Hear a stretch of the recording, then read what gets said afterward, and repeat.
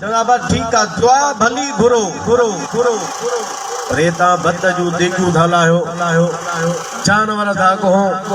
वरी गैरुल्लाह जो नालो पेजी वयो यो हराम थी दो कोन हराम थी दो जे ई हराम थे त सब का पेरा कुर्बानी जानवर हराम थे कुर्बानी जानवर सा कंदा नंढो जानवर बकरा छेलो रिठा कयो था माण्हू कंदो मां कंहिंजी कुर्बानी कई अथई अवा मां पंहिंजे पुट जी कई आहे या मां पंहिंजी कई आहे तुंहिंजे कुर्बानीअ जे जानवर ते तुंहिंजो नालो तुंहिंजे घर मां फर्दनि मां कंहिं फर्द जो नालो पइजी वियो उहो जानवर हराम कोन थो थिए त पोइ इहा ख़ैरात हराम कीअं थींदी अकीको तव्हां कयो था ॿार ॼमे थो 7 ॾींहं ते करे कॾहिं बि सघो था पुट आहे त उन लाइ ॿ बछेला जेकॾहिं न्याणी आहे त हिकु जेकॾहिं पुट लाइ हिकु कई त बि थी सघे थो थी वेंदो पर उन अकीके जे मथां में नालो पवंदो उन माण्हूअ जो उन छोकिरे जो उन ॿार जो जंहिंजे लाइ तव्हां अकीको कयो था जेकॾहिं उन अकीके जे जानवर जे मथां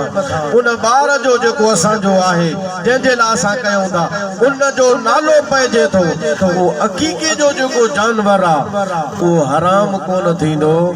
नाले पवण सां त पोइ जेका ख़ैरात कंदा असां अल्लाह जे लाइ जंहिंजो नालो पयो उन नाले पवण सां हराम कोन थींदो हराम थिए त पहिरियां हू हराम थी वेंदा न को हू हराम थींदा न को ही हराम थींदो छो त हू कुर्बानी अकीको बि अल्लाह जे रज़ा जे लाइ माण्हू कंदो आहे ही ख़ैर ख़ैरात माण्हू अल्लाह जे रज़ा जे लाइ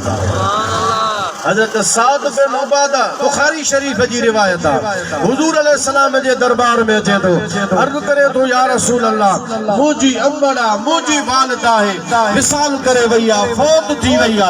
जेकरे मां उन जे ला का खैर कया खैरात कया उनके सवाब मिलंदो या न मिलंदो आमिना जे लाल फरमायो तू तो को उन जे ला खैर कदे खैरात कदे उनके जरूर अल्लाह सवाब अता फरमाईंदो साद बिन उबादा अर्ज़ कयो या रसूल अल्लाह फलाने मकाम ते फलानी जगह ते जेको मुझो खजन जो बाग आ यो खजन जो बाग मां पंहिंजे अम्मा जे रूह के ईसारे सवाब जे लाइ ॾेई थो खजन जे बाग में बोला 5 खजन जो वण हा अलाए 10 हा अलाए 20 हा अलाए 30 हा सहाबे सजो बाग पंहिंजे अम्मा जे नाले ते खैरात कयो अगर इन खैरात जो सवाब हो त ही दुआ हे आहे खाइण जो सवाब ज़ाहिरा खजन जो बाग होयो माण्हू खजो फल थींदो खजो थींदो खल्क खाईंदी